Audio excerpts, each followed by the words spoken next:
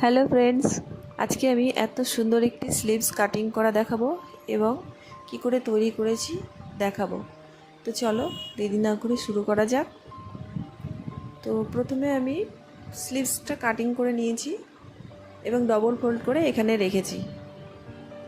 লেংথের দিক থেকে নিয়েছি 12 ইঞ্চি এবং চওড়ার দিক থেকে নিয়েছি 8 ইঞ্চি। আর এই দিকেও একই রকমভাবে লেংথের 12 ইঞ্চি আর উপরের দিক থেকে 3 ইঞ্চি বাদ, অর্থাৎ 9 ইঞ্চিতে এখানে মার্ক করে রেখে দিয়েছি। তো এরপরে আমি পেপার পেস্টিং নিয়েছি এবং পেপার পেস্টিংটি 6 ইঞ্চি দুই সাইড থেকেই মার্ক করে নিয়েছি। এরপরে 1.25 ইঞ্চিতে মার্ক করব এভাবে, আর ওপরের দিক থেকে 3 ইঞ্চিতে মার্ক করব। তারপরে এটা সোজা লাইন টেনে দেব। এদিক থেকে 3 ইঞ্চিতে মার্ক করে লাইন টেনে দেব। এইভাবে লাইন টেনে দেব। তারপরে সাইডে 1/2 ইঞ্চি থেকে একটু বেশি, অর্থাৎ 1.25 ইঞ্চি মতো এখানে মার্ক করে একই রকমভাবে লাইন টেনে দেব। এই দিক থেকেও লাইন টেনে দেব। এরপরে কাটিং করে নেব।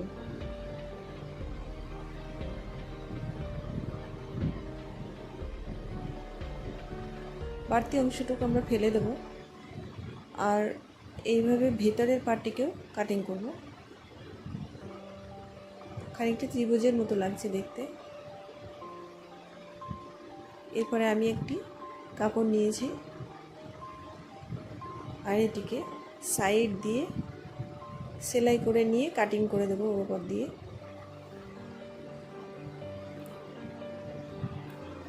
এভাবে পিন দিয়ে সেট করে নেব,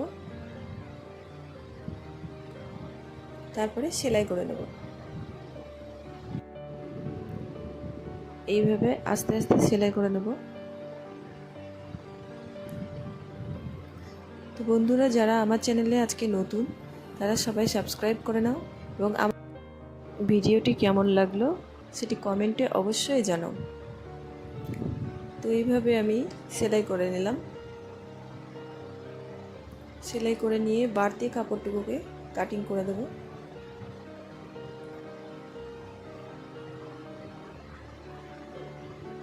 বাড়তি কাপড় এইভাবে কাটিং করে বাদ দিয়ে দেব।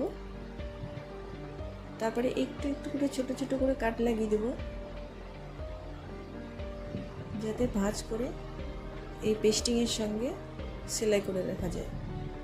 তো এইভাবে আমি পেস্টিংয়ের সঙ্গে সেলাই করে দেব। ছোট ছোট কাট লাগিয়ে দিলে ভীষণ সুবিধা হয়।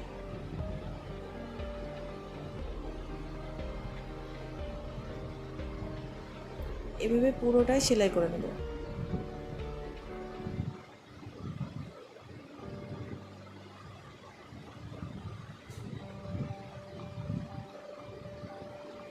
দেখো, এইভাবে সেলাই দিয়ে নিয়েছি।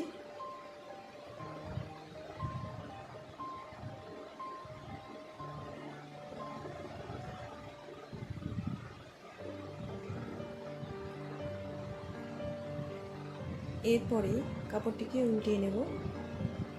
সোজা দিকে যেটা থাকবে, সোজা দিকটার মাঝ বরাবর এরকম আমি একটা লাইন টেনে নিয়েছি। এইভাবে মাঝ বরাবর লাইন টেনে নেব। তো নিচের দিক থেকে 3 ইঞ্চি ওপরে এইভাবে এই কাপড়টিকে মাঝখান থেকে এইভাবে দাগ দিয়ে নেব। এখানে 3 ইঞ্চি ওপর থেকে ডিজাইনটি বসাবো। বসিয়ে নিয়ে সেলাই করে দেব। যে সোজা দাগটি রয়েছে সেই সোজা দাগ বরাবর একটা সেলাই করে রেখে দিলে পরে কোনো অসুবিধা নেই। আমি এখানে পিন দিয়ে নিয়েছি। তোমরা যে না চাইলে এখানে লম্বা করে একটা সেলাই করে নিও। তারপরে এইভাবে বসিয়ে নিয়ে সেলাই করে দিও।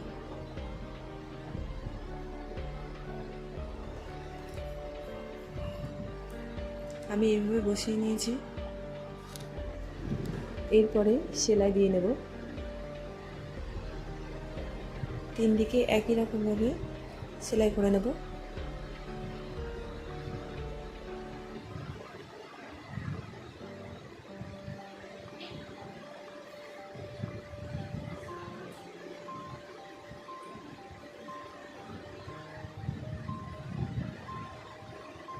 এইভাবে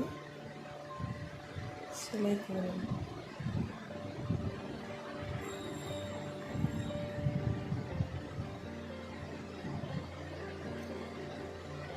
তারপরে মাঝখানে কাটিং করে নেব। মাঝখানে কাটিং করে এটাকে এরপরে পুরোটাই ছোট ছোট কাট লাগিয়ে দেব। এটা কাটিং করার পরে ছোট ছোট করে কাট লাগিয়ে দেব। 3 কোণে একটু বড় করে কাট দিতে হবে এবং মাঝে ছোট ছোট করে কাটিং লাগিয়ে রাখবো।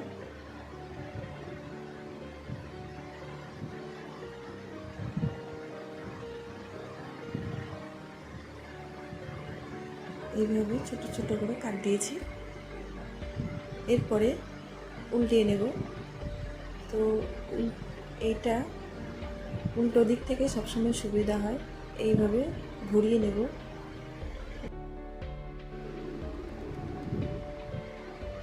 এইভাবে ঘুরিয়ে নেব। তারপরে চাপ সেলাই দিয়ে নেব। এইভাবে 3 দিকে একই রকমভাবে চাপ সেলাই দিয়ে নেব।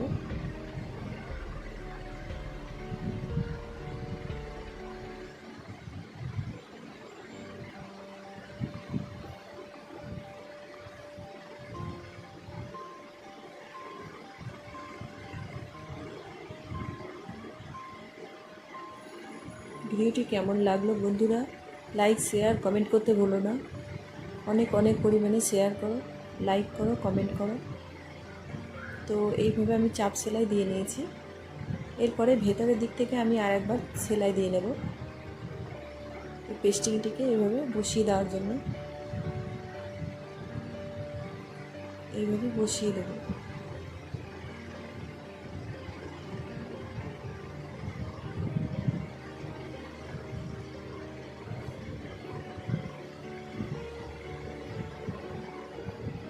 এদিকে ডিজাইন তৈরি হয়ে গেছে। এরপরে এই হাতাটিকে আমি উল্টো দিক থেকে ডবল ফোল্ড করে এইভাবে সেলাই করব।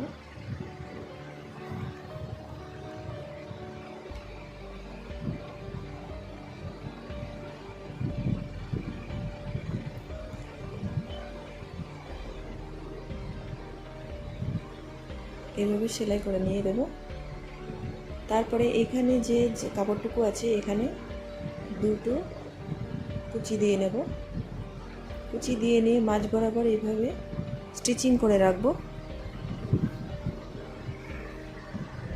এরপরে আমি এখানে সুচ সুতো নিয়ে এখানে দুটো পুঁতি বসিয়ে দেব।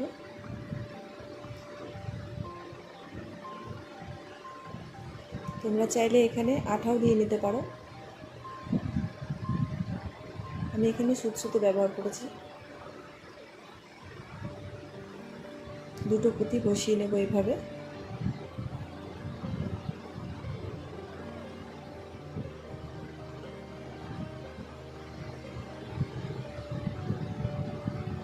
দেখো কত সুন্দর হয়েছে। তো বন্ধুরা আজকের মতো এইটুকুই। নেক্সট ভিডিও আবার দেখা হবে।